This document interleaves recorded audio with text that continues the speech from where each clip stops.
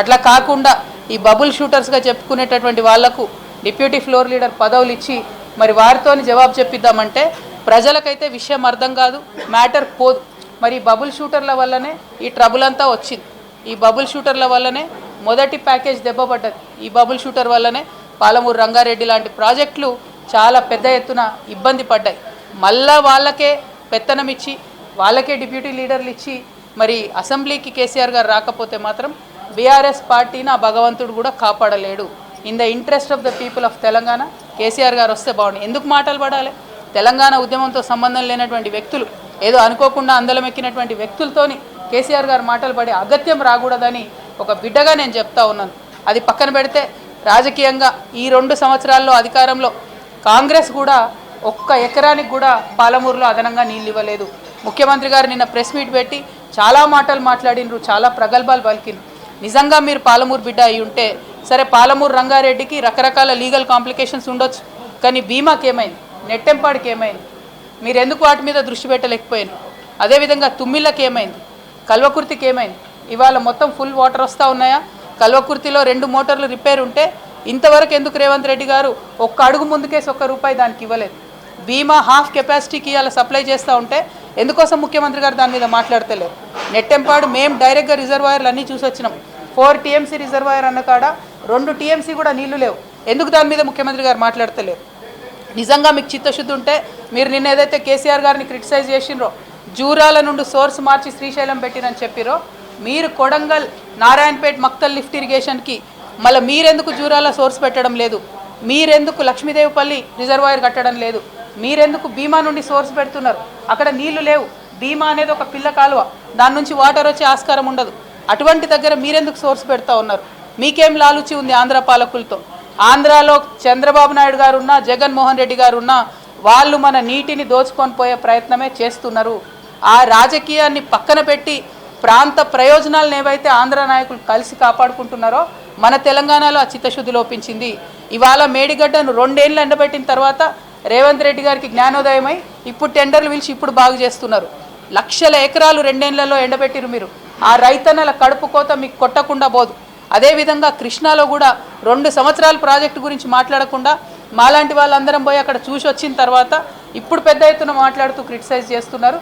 అది మీ యొక్క చిత్తశుద్ధి లేనితనాన్ని, పాలమూరు ప్రజల నుంచి పాలమూరు బిడ్డగా అని చెప్పుకుంటున్న మీ యొక్క వైఫల్యాన్ని మాత్రమే పదే పదే తెలంగాణ ప్రజల ముందు చూపిస్తూ ఉంది.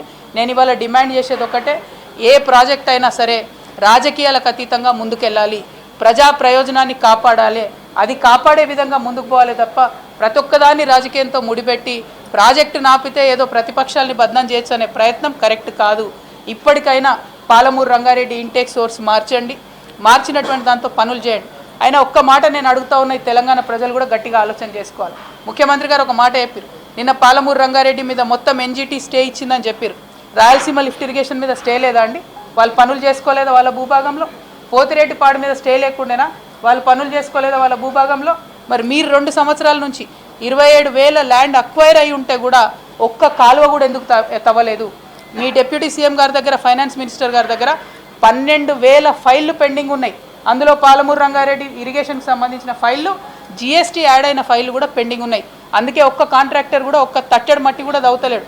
మీ వైఫల్యాలను కప్పిపుచ్చుకోవడానికి మీరు కేసీఆర్ గారినో ప్రతిపక్షాలను తిడతామంటే ఇవాళ ఎడ్డిగుడ్డి తెలంగాణ కాదు, ప్రతి ఒక్కటి తెలిసిన తెలంగాణ.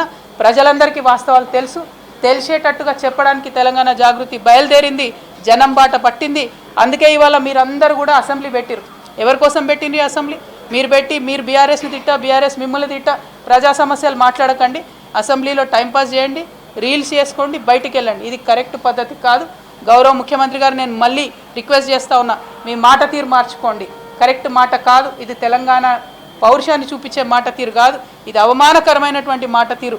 దేశంలో ఉన్నటువంటి టెర్రరిస్టులతో మీరు మీ ప్రతిపక్ష నాయకుల్ని పోలుస్తూ ఉన్నారంటే మీరు చేసేది కూడా దేశద్రోహమే అన్న విషయాన్ని నేను ముఖ్యమంత్రి గారికి మరొకసారి తెలియజేస్తూ, మరి చైర్మన్ గారు నాకు ఏదైతే అవకాశం ఇస్తున్నారో 5వ తారీఖు నాడు దాన్ని సద్వినియోగం చేసుకొని నేను రాజీనామా చేయడానికి గల కారణాలను తెలంగాణ బిడ్డలందరికీ కూడా ఎక్స్ప్లెయిన్ చేస్తానని చెప్పి తెలియజేస్తూ, జాగృతి జనం బాట కార్యక్రమం ఫిబ్రవరి 20వ తారీఖు వరకు కూడా కొనసాగుతుంది.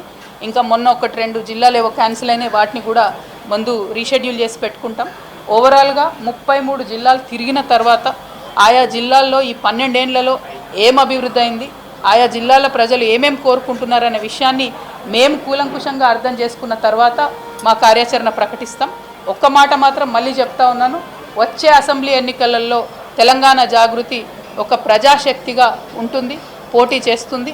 దానికి ఉండే సాంకేతికపరమైనటువంటి అంశాలు, టైం లైను, రకరకాల విషయాలన్నీ కూడా టైంని బట్టి అనౌన్స్ చేస్తాం. బట్ అల్టిమేట్ లక్ష్యం ఒకటే, తెలంగాణ ప్రజల గొంతుకై మాట్లాడేటటువంటి వాళ్ళు ఒకరు ఉండాలి. మేము సగం జిల్లాలు తిరిగినాం ఇప్పటికి తెలంగాణలో. ఎక్కడ సమస్య వచ్చినా మాట్లాడితే ఆ సమస్యలు తక్షణమే పరిష్కారం అవుతూ ఉన్నాయి. ఒకరెవరన్నా అడిగేటోళ్ళు ఉంటేనే ముందడుగు పడుతుందనే విషయం సుస్పష్టంగా మాకు తెలుస్తూ ఉంది. కాబట్టి ఆ పాత్రను మేము పోషిస్తాం, బలంగా ప్రజల పక్షాన్ని నిలబడి మాట్లాడతాం, ప్రభుత్వాన్ని ప్రశ్నిస్తాం.